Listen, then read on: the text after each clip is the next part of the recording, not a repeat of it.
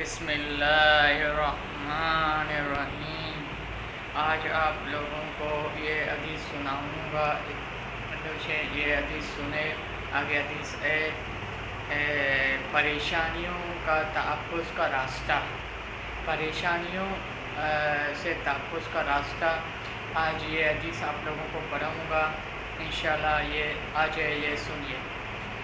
مطلب یہ نہیں ہے کہ محنت نہ کیا جائے، کوشش نہ کیا جائے، یہ مطلب بھی نہیں ہے کہ تعبیر نہ کیا جائے، بلکہ نبی اکرم صلی اللہ علیہ وسلم فرمایا ہے کہ آرام کے راستے سے نہ لوٹو، علال کا راستہ اختیار کرو۔ علال کا راستہ تو اختیار کرنے کی وجہ سے اگر کچھ حالات آ جائے تو بے چین نہ ہو جائے۔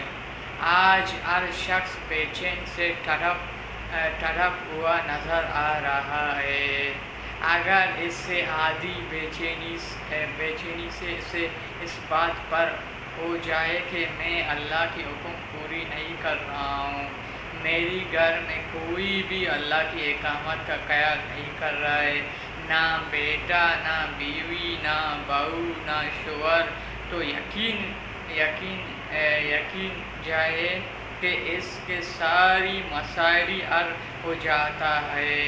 اللہ تعالیٰ اس دنیا کے ساری بے چینیوں سے نجات دیتا ہے، ساری پریشانیوں اسے محفوظ کر دیتا ہے۔ یہ تھا ہمارا حدیث۔ انشاءاللہ اگلے حدیث آپ لوگوں کو انشاءاللہ اگلے دن سناؤں گا۔ انشاءاللہ یہ ترتیب جاتے ہر دن ایک حدیث آپ لوگوں کو سناؤں گا۔ اچھے لگا پھر کمنٹ کرنا، پھر انشاءاللہ آگے ملاقات ہو جائیں گے۔